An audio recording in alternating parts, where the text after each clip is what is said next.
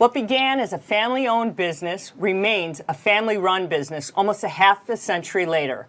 While combining the family values of the old with the new, the newest generation of a builder at Orren Pickell is here to talk with us today. I'm pleased to welcome Lisa Pickell. Lisa, welcome to the show. Thank you for having me. So Lisa, I'm so excited. When we talk about family-run businesses, these are generational businesses that are exciting to hear today. And so let's talk about that. How does it feel to be in a family-run business? I love it. I'm very fortunate that not only do I really enjoy working with my family, we're very close as a family as well. So it's my parents, myself, and my youngest brother actually work for the company as well. What I like even more about that is we get to see a woman in construction, and that's not a lot of women are in construction these days. I mean, that's exciting in and of itself. Yeah, I was looking at some statistics, and I think there's actually something like less than 9% of the construction industry is women. So it's a very low percentage. So when you go out there and you get into meetings and you're talking to all these men out there, do you get there and try to get tough and say, hey, you guys got to listen, you know, there's a few of us, but I'm trying to get more inspiring, more young women into this business? You know, I think everyone has their own leadership styles, and I think you need to follow your own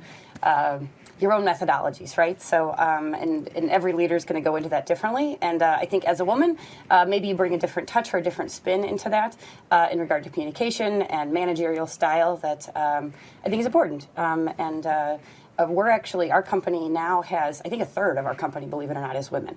And those are project managers, those are architects, those are, we're not just talking about administrative assistants and things like that, but real roles that are contributing to our projects is almost a third women. So talk about that a little bit. The way your company has grown as a family-owned business, bringing women into it, construction has had a lot of ebbs and flows, and especially when you talk about residential kind of construction. It's a tough industry to do, let alone get women into it. How have you guys succeeded from an older generation to a younger generation? There's a lot of views that are different as well. Yeah, it's been a roller coaster, to say the least. You know, I'm sure you're aware, but national housing averages, you know, we were looking at around 1.4 million starts on an average for the last 50, 60 years or so. Topped out in 2006 around 2 million, dropping down in 2007 down to 500,000 starts, right? So our company went from around 135 employees down to 20 during that time period.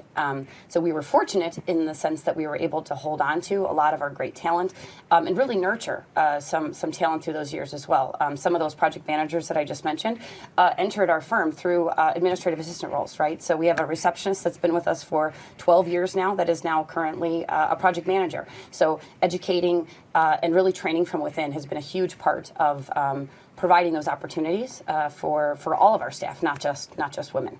So what's your role within the company now? What kind of things do you do? Are you in technology? You're in operations? What do you like? What's the job you're serving? I'm in a little bit of everything. So I'm our operations officer, and I really am meeting with everyone from our IT managers to our project managers, marketing, architecture, home maintenance, really touching everything, sales, just trying to provide a little bit of a background and leadership. I think through that constricting of our business, we did get a little flat, so I'm meeting with almost all of our managers on a daily basis. And so how has that changed from what your parents have done in that role that you serve today? Because I'm sure you'd say what they've done when they started the company to what you're doing is probably a completely different role. Yeah, absolutely. My father started the company about 40 years ago, and I think was a true visionary in how he thought about the industry. I think you're probably aware, I'm certainly aware, the construction industry is a bit of a lag in regard to technology. Absolutely.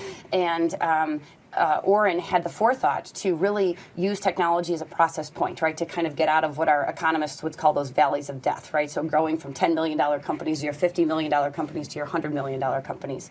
And in the early 2000s, we built custom software that would allow us to communicate faster, right? How do you make more money in the construction industry? Where does the rubber really hit the road? It's with timing. And if you can streamline and enhance your communication processes, you're able to not only provide a better client experience, but you're able to build faster. And when you can build faster, you can be a better value to your client, and you can make a little bit more money. And what are the best projects you've built right now that you guys say you're really proud of? You know, that your family and you have said, we've put our stamp on this and we're really pleased about? We would say we're very proud of all of our projects. Everybody says that. You know, when I ask people, they say it's like their babies. You know, they don't want to. You know. Exactly. And I think one of the one of the things that maybe people don't realize about our company is not only do we build custom, totally blank sheet of paper custom homes, but we also remodel, and we also do home maintenance. So we have a team of technicians that come in and will do anything from hanging pictures to cleaning out your dryer vents. So we run the full gamut of customization in regard to. How many employees do you custom have homes. now? We have you're 30. working? We have 30 So, employees. Yep. so, and with that, now you're going out to where exactly are you guys doing some of the work?